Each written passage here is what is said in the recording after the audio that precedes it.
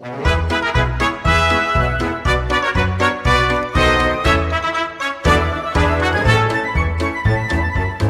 year is 1721, a volatile, highly interconnected world of statecraft, lit by flickering candlelight and punctuated by sudden violence. This global intelligence briefing is derived from a single document, the American Weekly Mercury. These reports cover one precise moment in history, the week of August 31st to September 7th, 1721. Our coverage includes Northern European espionage, extreme coastal violence in England, religious purges in Iberia, and colonial plagues in the Americas. This single 18th century publication captures a world where imperial efforts to impose order were constantly disrupted by localized chaos and natural disaster. We begin in the Baltic, where the Russian Tsar's push for new territory created a vacuum of suspicion and covert maneuver. An April 22nd dispatch from Danzig details a covert operation by an anonymous tradesman from Revel who infiltrated Swedish territory to gather intelligence for the Tsar. The operation led to the arrest of figures like Baron Taube, charged with felonious correspondence for betraying Sweden. While states engaged in espionage, everyday life was frequently upended by sudden, uncontrollable catastrophes. In Gothenburg, a May 1st dispatch describes a midnight fire starting at a widow's house in the Dutch street. High winds drove the flames, consuming the Dutch church, a school, and nearly 2,000 houses, reducing entire blocks to rubbish.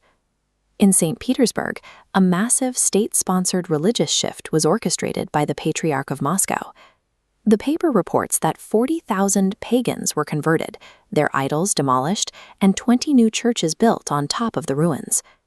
In 1721, the Baltic was a theater of radical instability, where cities could burn overnight and tens of thousands could be forcibly converted at the stroke of a pen.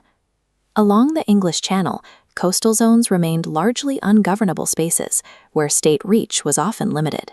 The Kent Owlers were violent smuggling syndicates operating in gangs of 40 to 50, bringing contraband ashore in broad daylight. When challenged, they shot a king's officer and, as a warning, stabbed him in about a dozen places after he was dead. A second officer was captured and tortured. The smugglers forced a funnel into his throat and poured in 2 quarts of brandy before setting him adrift on a horse to die. Maritime violence reached the capital. A May 6th dispatch reports a pirate arrested in the Rotherhite public house, recognized by a victim. The captain recalled him specifically for fastening the captain's ears to the main mast during a previous raid. This crime wave impacted colonial policy, as London merchants began refusing government offers to transport convicted felons to the plantations. The merchants declined the cargo, stating the prisoners were so notoriously guilty in corrupting the people there that they posed a risk to the colonies. These reports demonstrate that despite the British Royal Navy, the coast remained a frontier where the state was routinely humiliated by criminal syndicates. In the Mediterranean, the lawless violence of the coast gave way to formal naval combat and high-stakes international treaties. A Malta dispatch details a sharp engagement between Chevalier Grillo and the Admiral of Algiers, where the Chevalier engaged the vessel in a violent, sharp, and obstinate fight. Grillo captured the ship, bringing the admiral back to the island as a prisoner. In Gibraltar, Commodore Stewart concluded a peace treaty with the Morocco Moors at Tetuan. The treaty involved a complex ransom negotiation for English captives, mediated by Ben Hatter the Jew.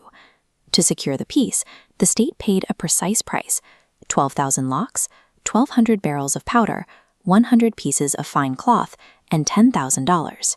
In the Mediterranean theater, human lives were a transactional reality, traded systematically for gunpowder and hardware to maintain international order. In Madrid, the state utilized the Plaza Mayor for public displays of ideological enforcement. A June 3rd tribunal of the Inquisition resulted in 18 convictions, specifically for charges of witchcraft and Judaism. The paper reports that for persisting in their opinion, several of the convicted were strangled and then burnt, while 3 others were burned alive.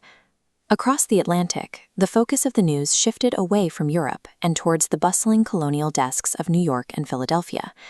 A local September 4th crime report from New York notes the swift execution of a man in Westchester convicted of burglary. Beside these local crime accounts, a domestic agricultural crisis threatened the stability of the colonial economy. A mortal distemper was reported among the horse populations of New Jersey, which provided the essential labor for the region. The casualty counts were specific and localized: 200 dead in Hackensack and another 250 in Elizabethtown. For the colonial reader, the distant horrors of a European inquisition shared the same physical page as a localized agricultural crisis. Both were relevant pieces of intelligence in a world with few other sources of global information. This single week of coverage spans an interconnected Atlantic and European theater, tracking events across thousands of miles. In 1721, history was defined by intensely physical acts: the edge of a smuggler's sword, the spread of urban fire, and the exact price of a captive's freedom. The American Weekly Mercury served as the vital tether connecting isolated colonial readers to this landscape of global change. This concludes our archival intelligence briefing from the news desk of 1721. The Daily Dispatch, history in print.